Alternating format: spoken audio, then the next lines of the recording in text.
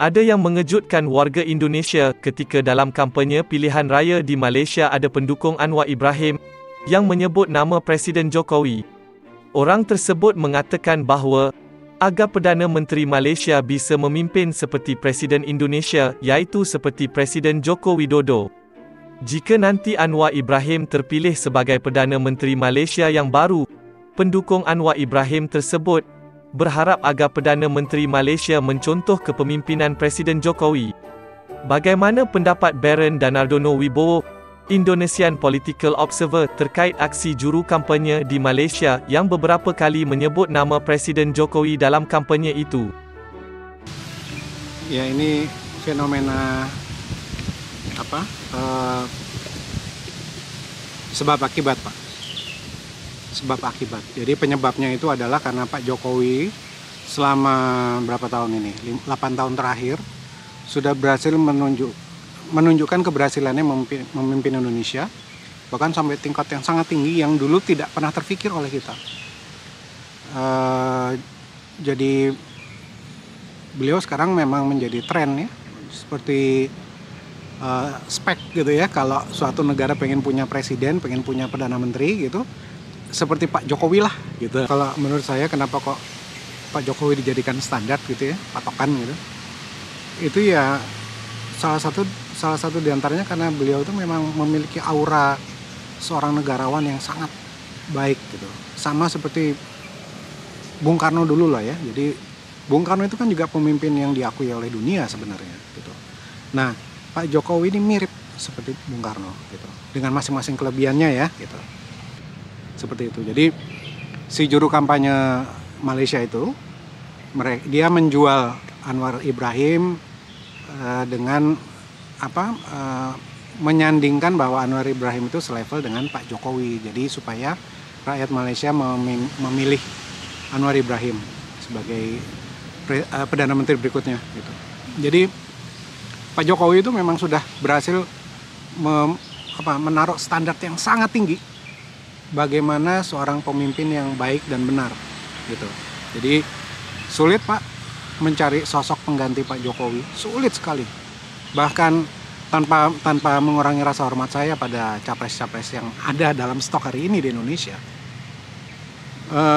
ketika mereka mau mengukur baju di badan, mestinya agak sedikit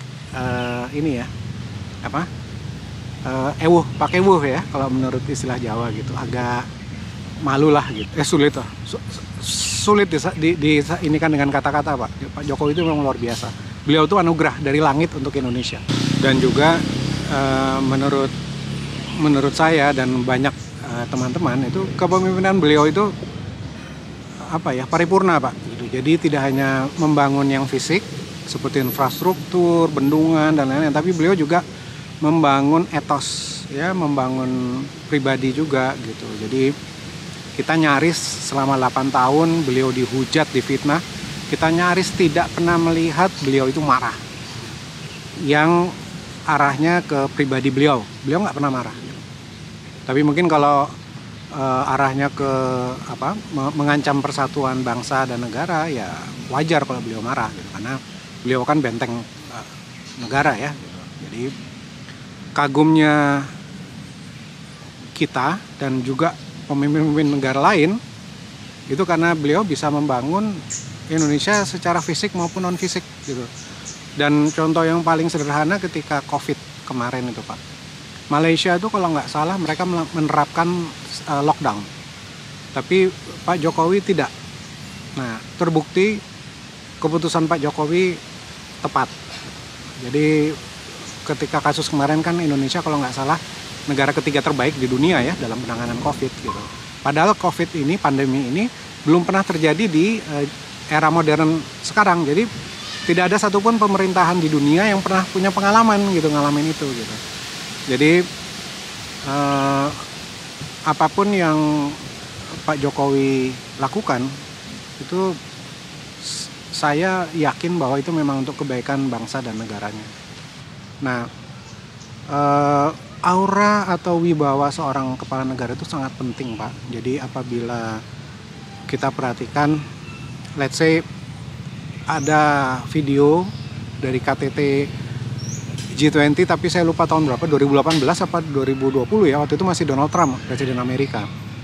Itu Perdana Menteri Kanada, Justin Trudeau, itu dalam momen yang sangat penting, itu seperti istilahnya tuh dicuekin gitu ya, tidak terlalu dianggap gitu, dianggap seperti anak bawang oleh Presiden Donald Trump, oleh Presiden Xi Jinping, oleh Presiden Brazil, Pak.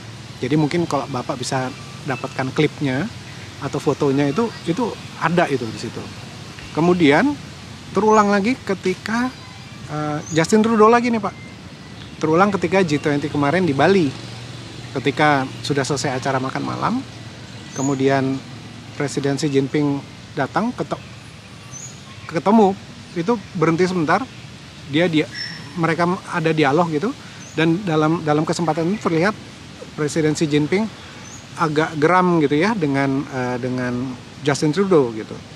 Yang mana geramnya itu karena Justin Trudeau itu membocorkan hasil pembicaraan antara China dan Kanada ke media sosial. Nah, Justin Trudeau di situ sebagai yang lebih muda itu bukannya excuse gitu ya, minta maaf gitu atau mengakui kesalahannya, tapi dia berlindung di balik kata-kata bahwa Kanada itu azasnya keterbukaan.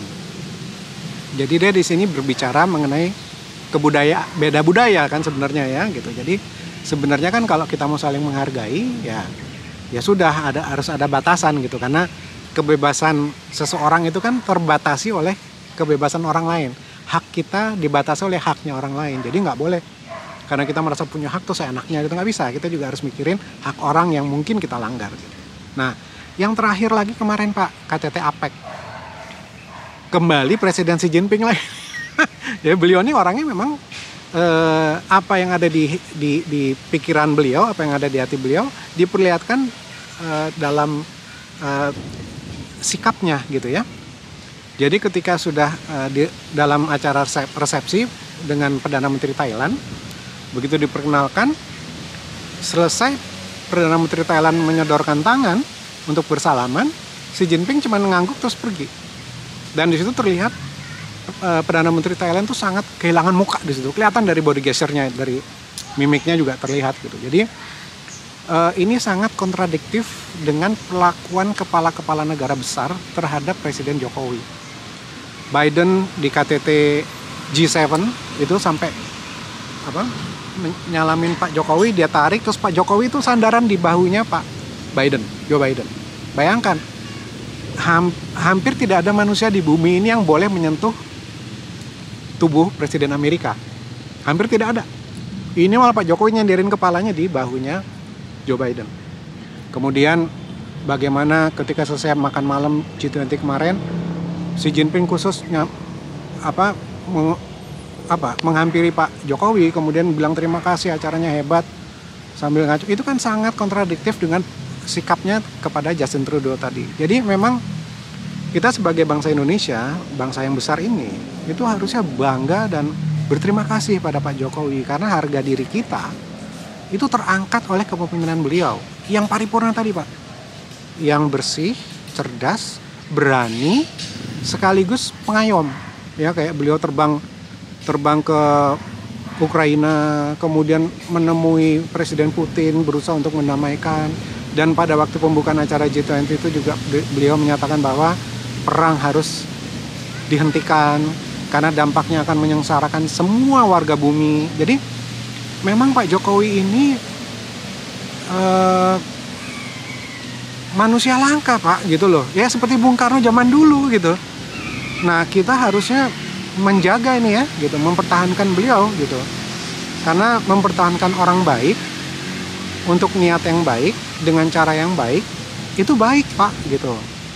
Dan kita punya hak dan cara untuk mempertahankan dan membesarkan negara kita gitu, karena ke depan ini kan persaingan makin lama makin sulit, bukan makin mudah gitu.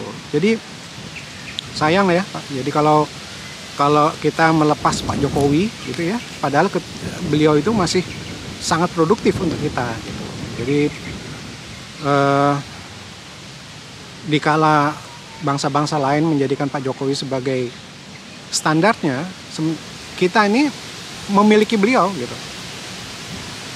Kurang pandai bersyukur kalau kita melepaskan beliau gitu aja gitu. Dengan alasan demokrasi ya, dengan alasan konstitusi, karena konstitusi kan bisa dirubah selama kita punya alasan yang kuat.